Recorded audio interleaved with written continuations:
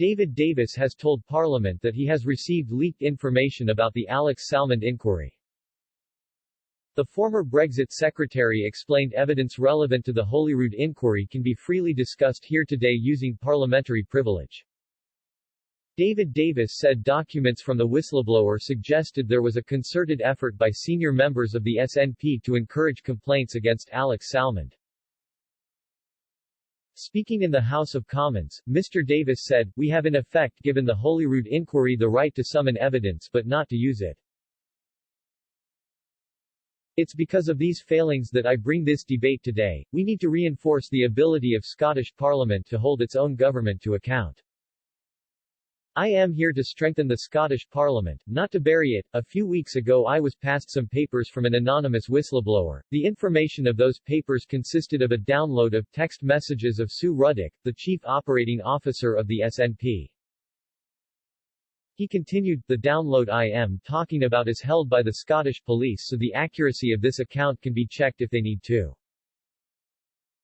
Alex Salmond has asserted that there has been a malicious and concerted attempt to remove me from public life in Scotland by a range of individuals in the Scottish Government and the SNP who set out to damage his reputation even to the extent of having him imprisoned.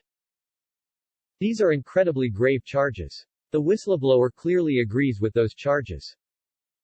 He or she starts their communication with the assertion that the evidence provided point to collusion, perjury, up to criminal conspiracy. Since I've received the data, it looks as though the committee has at least received some of it themselves, and some has also been put in the public domain by the honourable member of East Lothian. It was described anonymously by one of the committee members as just private conversations we had no business intruding on. Well, let the House be the judge of that. No single sequence of text is going to provide conclusive proof of the whistleblower described as a criminal conspiracy, but it does show a very strong case which demands serious investigation, by which I mean a thorough review of all the emails and electronic messages between all relevant personnel between relevant times. For example, these texts show there's a concerted effort by senior members of the SNP to encourage complaints. The SNP and Nicola Sturgeon have strongly denied that there was any such conspiracy, describing it as a heap of nonsense. Scottish Conservative leader Douglas Ross said, "If the First Minister's side were aware of complaints against Alex Salmond in February 2018, an outrageous breach of those women's privacy and confidentiality has occurred."